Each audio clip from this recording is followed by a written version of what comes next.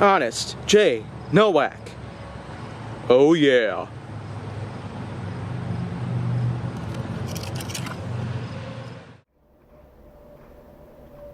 A pleasure to meet all at last, and welcome back to HJN.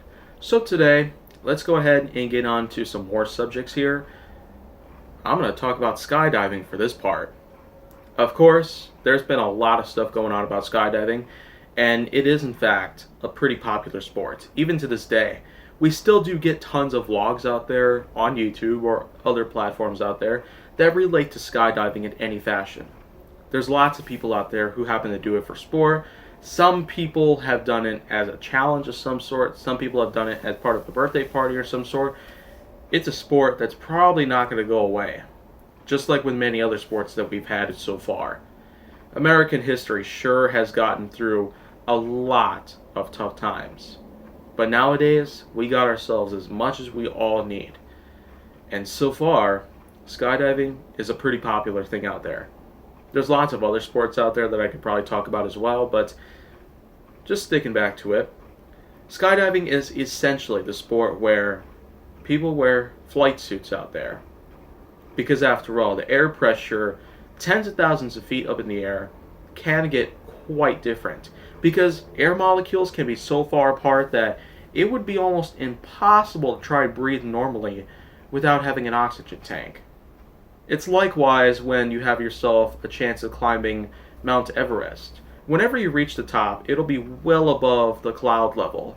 So of course, an oxygen tank of some sort would be necessary whenever you're reaching the peak or the summit of the mountaintop itself. But going back to skydiving. Of course, it can take place at similar altitudes, usually higher or lower, but at one point, Felix Baumgartner, who set the world record for the fastest human speed falling towards the Earth when reaching above the stratosphere in a giant balloon with a capsule in it. Of course, we all know the famous saying, "I'm coming home," that Felix shouted before jumping down and just free falling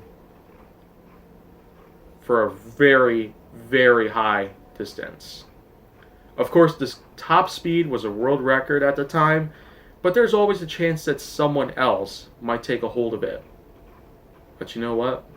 Let's just leave that to professionals, whereas the amateurs or other skydivers out there who have no idea how dangerous that could be when you're all the way up there above the earth like that, could potentially get killed by anything. Even air has proven to be a dangerous enemy. But enough about that. There's lots of pretty good sports out there that do involve a lot of dark stuff to it, but anything to keep up my honesty here. But now, if you want to see more, go down on my channel. Make sure that you like, subscribe, comment, follow me on social media, and stay on the Hollywood side.